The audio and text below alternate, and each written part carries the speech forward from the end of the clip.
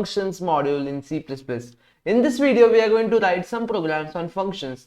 This video will make our understanding about function more clear, and it will definitely help you. So let's get quickly started and let's see what statements we are going to cover in this video. So the first statement for which we are going to write the code is write a C++ program to print right angle triangle pattern of given size using functions. Okay, so let's quickly start with the first statement. So let's first understand what is the first statement. It is saying that write a C++ program to print right angle triangle pattern. Okay, now let me quickly tell you what is the right angle triangle pattern. So let's say I want to print right angle triangle of size 3, then it will look something like this. Okay, so this is right angle triangle of size 3 where there are 3 rows. Okay, if I want to print right angle triangle of size 4, then it will look something like this. Okay, now what we have to do, we have to create a function which will be responsible for printing this right angle triangle, and we will pass some number to that function as an input. Okay, so let's say if we pass input as 3, then it will print this triangle or this type of triangle. If we pass input as 4, then it will print this type of triangle. Okay, so depending on what input we are passing, the function will print the right angle triangle of the respective size. Okay, so let's quickly get started. Let me remove these lines and let's start with including header files.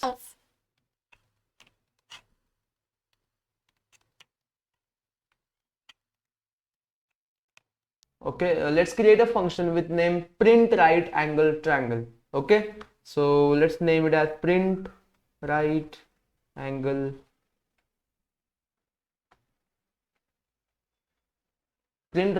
triangle. Now this function will just print the right angle triangle. We don't expect any return value from that function. So that's why the return type of this function is going to be void. Okay, why I'm giving it return type as void? Because this function will just print this right angle triangle on the screen. It will not return us any value. That's why its return type is void. Now this function will take one input of type integer, and this integer input is going to be the value of n, or the value of size of which we have to print the right angle triangle, right? So this is the declaration of our function. Now let's define this function after main function. So let me write void print right angle triangle. Then here we need to write input name list. So here I'll write int n, where n is size, right? So this is declaration, this is definition. If you write definition over here, then this declaration is not at all required. But as a good practice, we will write declaration and we'll also write definition after the main function. Okay. I will tell you when I will talk about how you can create your own header files in the same module. I will tell you why this declaration actually helps the programmer. Okay, so we'll talk about that later. So now this is the function that we have created. Okay, now let's see how we can call this function. I haven't written body of this function yet, but let's first call this function. So let me write something like this. So how we call a function, we write name of the function, and in parentheses we pass the arguments, actual arguments or actual parameters. So let's say I want to print right angle triangle of size 3. So I'll write something like this. If I want to print right angle triangle of size 10, then I'll pass 10. If I want to print right angle triangle of size, let's say 100, then I'll write something like this. Alright, so this is the function call. Now let's write the function body. So the first important or the most important thing about this function is going to be the input should be greater than or equal to 1, I would say, right? Because if the user pass value of n as 0 or let's say minus, then in that case we actually won't be able to show anything on the screen. Okay, so for that, let's first check what user is actually passing to the function. If the user is passing a value which is less than 1, in that case we'll just write cout please enter or please pass value greater than 1, and Here only we will terminate our function because we don't want to execute the further things. So for that I'll write return. Now we have seen that this return statement is responsible for terminating the function. Okay, so whenever this return statement will get executed, the function will get terminated, right? Now here I'm just writing return followed by semicolon. I'm not writing return 10, return a. I'm not writing something like this because the return type of this function is void. Okay, void return type means this function is not going to return anything. So that's why whenever you have to terminate this kind of function whose return type is void, in that case you just have to write return keyword followed by semicolon. So if you just write return followed by semicolon, the function will get terminated. And here the return statement is not returning any value because we are not writing any value after return keyword, right? So that's why this function will end over here if the number that user is passing is less than 1. Cool. If the number is greater than 1, in that case we'll execute the function or we'll execute the further body. Okay, now let's see how we can print the pattern. Okay, how we can print the right angle triangle pattern. So let me just quickly draw it over here, how the pattern actually looks. So on line 1 I want to draw one single star. On line 2 I want to draw 2 stars. On line 3 I want to draw 3 stars. On line n I will have to draw n stars, right? So what we have to do, we will have to write logic in such a way that depending on which line we are currently printing, the number of stars will be printed on the screen. Okay, so if the line that we are printing currently is line number 1, in that case we just have to print 1 star on the screen. Okay, followed by new line. So we'll go to the next line, that is line number 2. So while printing line number 2, we will have to print 2 star followed by end or new line, right? And so on until we reach to the nth line. Okay, cool. So to achieve this, what we will do, we'll write a for loop for int I is equal to 1. So I am starting from line number 1. So that's why I am writing int I is equal to 1, I less than equal to n, I plus plus. You can also write int I is equal to 0, I less than n, I plus plus. It is also fine. For line number 1 we want to print 1 star, for line number 2 we want to print 2 star. That's why I am initializing I with 1. Okay, so initially the value of I will be 1. Okay, now when I will be 1 we have to print 1 star. When I will be 2 we have to print 2 star. When I will be 3 we have to print 3 stars. So how can we achieve this? How we can achieve this? So for that, or to achieve this, we need another for loop. We need another nested loop. So here let me write int j is equal to 1, j less than equal to I, j plus plus. Now here why I am writing j less than equal to I? Because we want to execute the inner for loop as many number of times as the value of I. So on line number 1, value of I will be 1.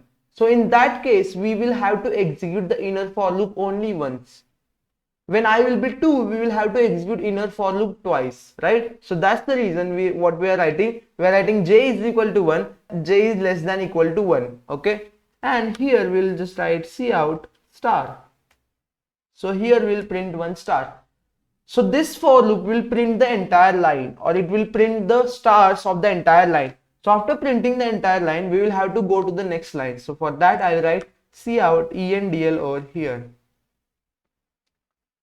And I guess this is it. I mean, this is the code for printing the right angle triangle pattern. So let's quickly execute this code and let's see whether we are getting the correct output or not. So first let me clear the terminal. So let's clear it. Then let's compile the code. G++, file name is 05program1.cpp. And it is getting compiled. So let's quickly execute it. So let's write ./a.exe. You can see that the triangle pattern has got printed on the screen. So initially the triangle with size 3 has got printed, and then the triangle with size 10 has got printed. Okay, if I uncomment this line, or if I comment these two lines and if I uncomment this line, then in this case the triangle with size 100 should get printed. So let's compile and run it. Yes, so you can see that the triangle, right angle triangle with size 100 has got printed. So in this line, the last line, there are 100 stars. Okay, if we write, let's say 1000, so in this case,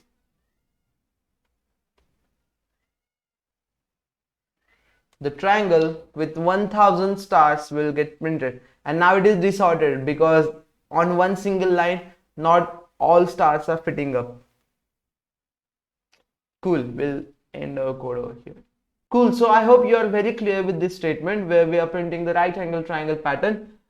You can just go through this code once again. If you have any doubt, just try to trace on your notebook and try to write it on your machine. So now let's quickly move to the second statement. So before moving to the second statement, let's comment this entire code. Let's write a main function. So let's write int main, then return 0.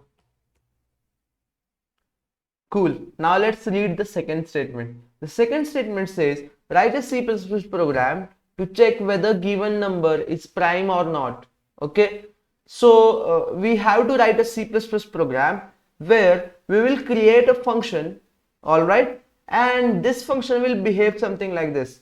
This function that we will be creating will take one input, that will be an integer number, and this function will check whether that integer number is a prime number or not. If the integer number that we are passing to that function is a prime number, in that case maybe that function will return us true value, okay, or it will tell us that yes, the number that you are passing to me is prime number. If the number that we are passing to the function is not a prime number, in that case the function should return false or it should return 0. Okay, so I hope now from this explanation you have got an idea that what will be the return type of the function. The return type of the function is going to be boolean, okay, because this function is going to return either true or false. If the number is prime, then it will return true. If the number is not prime, then it will return false, right? So let's quickly declare a function. So let me write its return type. Its return type is going to be bool. Let me name it as is prime. So this function will check whether given number is prime or not, okay, and it will take one input of integer type. Cool. Now let's quickly define it as well after the main function. So let me write bool is prime, and here it will take one input, and let me name that input as number, okay, and o. Now this function will have some logic, okay, so let me write something like this. If the number is prime, so if number is prime, this should return true, so it will return true. Else means the number is not prime, so in that case it should return false. Okay, so now what we have to do, we have to write a logic to check whether given number is prime or not prime. Okay, if the number is prime, in that case we will have to return true. If the number is not prime, so in else I am writing false. Okay, so we will have to write the logic how we can check whether given number is prime number or not. All right, now I hope you have an idea about the prime numbers. Okay, what are the prime number? I hope you have a basic idea about the prime numbers. So let me quickly tell you what are the prime numbers mathematically, and then we'll go towards writing this code. All right. Okay, so the prime number is a number which is divisible only by itself and 1. Okay, so number which is only divisible by itself and 1 is called as prime number. Okay, so let's take an example. Let's take example of 3. Now this 3 number or this 3 is only divisible by 3 or 1. Okay, we cannot divide 3 by any other number, so that's why it is a prime number. Let's take another example. Let's take example of 7. 7 is only divisible by 7 or 1. We cannot divide 7 by any other number. That's why 7 is also prime number. Okay, let's take another example. Let's take example of 1. Now this 1 is also divisible by 1 or 1. Okay, but 1 is an exception. It is not a prime number. Okay, so 1 is not a prime number even if it is divisible by 1. So actually the prime number rule says that it should be divisible by itself and 1. So it should have two factors, two distinct factors. So let's take example of 7. In case of 7, it is divisible by 7 and 1. So it has two divisors which can divide it. But in case of 1, there is only one divisor which can divide 1, that is 1. Okay, so that's why 1 is considered to be a special case. It is not considered to be a prime number. So the first prime number that we have is 2. So 2 is the first prime number because 2 can be divided with 2 and 2 can be divided with 1. Now except these two numbers, we cannot divide 2 by any other number, right? And then we have 3, then we have 5, we have 7, then we have 11, we have 13 and so on. Alright, so these are the prime numbers. Now in this case, in our case, what we have to do, we have to write a function that is prime. This function is going to take a number as an input and it will check whether the given number is prime number or not. So let's say if we give this function input as, let's say, 15. So in that case, this function should return false because 15 is not a prime number.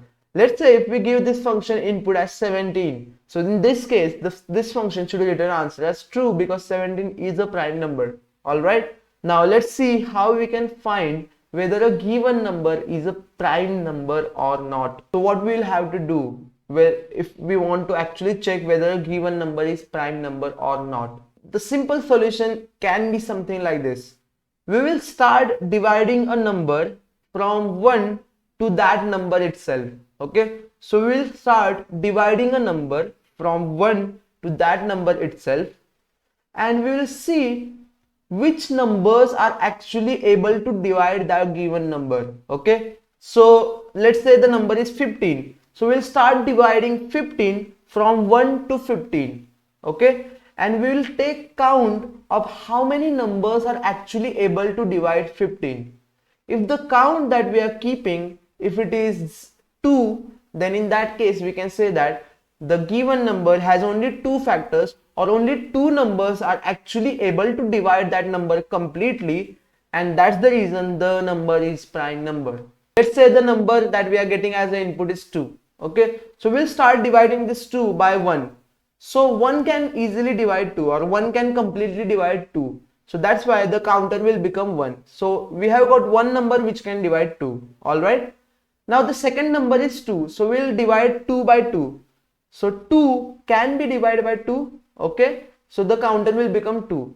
Now we have reached to the number. So we have tried all the divisions and the counter is 2. That's why we can say that number that is in the input number, that is 2, is a prime number. Okay. So I hope you are getting the logic. We are keeping a counter and in the counter we are keeping the count of how many numbers are actually able to divide the particular number, and we are starting the division from 1 and we are ending the division till that particular number.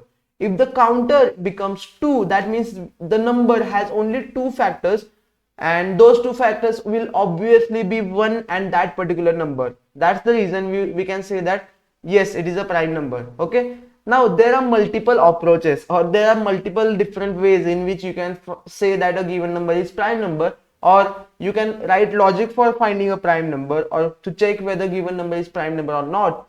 But let's follow this logic for this code. Okay, maybe I will tell you one more logic by which also you can identify whether a given number is prime number or not. All right, cool. So let's start with it. Let me create a counter initially, and this counter will be initially 0 because initially we will not get any number or we don't have yet get any number which is dividing the input number. Alright, then what we will do, we will write a for loop. It will start with 1 and it will end till the given number and it will increment by 1. Okay, so we are starting I with 1. The I value will go till the number, till the given number. Okay, now we will have to check whether this I is able to divide the given number completely or not. Okay, so for that we'll check whether number mod I, if it is equal to 0, if number mod I, if it is equal to 0, that means I is actually able to divide the given number. Okay, or I is completely dividing the given number, that means I is a factor of given number. Okay, so if this is happening, then in that case we'll just increment our counter. Okay, so now you will guess, after end of this for loop, in counter we'll have count of how many numbers are actually able to divide the given number. Okay, and then we'll just have a small check. If the counter, if it is equal to 2, then we can say that, or then we can return true, because only two elements or only two numbers were able to divide the given number, and those two numbers will be 1 and that number, right? Else we will return false. Okay, and we'll make few more modifications in this code, and we'll just try to write some different logics, right? This is not the only logic for finding whether given number is prime or not. Now let's quickly see whether this code is working properly or not. So let's call this function is prime. Let's pass some number to it. So let's pass 8. Okay, now is prime is going to return us a boolean value. So let's print whatever value this function is returning on the screen. So let's write cout is prime followed by endn. Cool, let's quickly execute this code. So let me clear the terminal. So it is getting compiled. Let's execute it. You can see that the answer that we are getting is 0. That means the given number is not prime number, right? Now let's pass it some actual prime number. So let's pass 17, and let's quickly compile and run this code, and let's see what we get as the output. You can see we are getting output as 1. That means it is saying that 17 is a prime number. Let's pass another number. Let's pass 11. Let's see what we get as the output. You can see we are again getting output as 1. That is 11 is also a prime number. Let's pass 1 to it, and let's see what we get as the output. Yes, so in this case it is giving us output as 0. Okay, which is also correct because 1 is not a prime number, right? And how this is getting actually handled? See, our counter is initially 0. In case of 1, our number is also 1.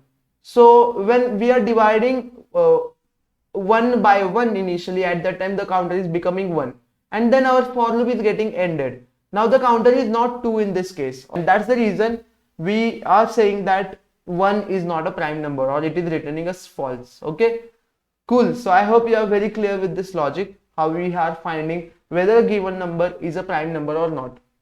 Now there is one alternative way, or we can just reduce this code a little bit, and we can skip using of this variable, or we can skip use of this additional variable.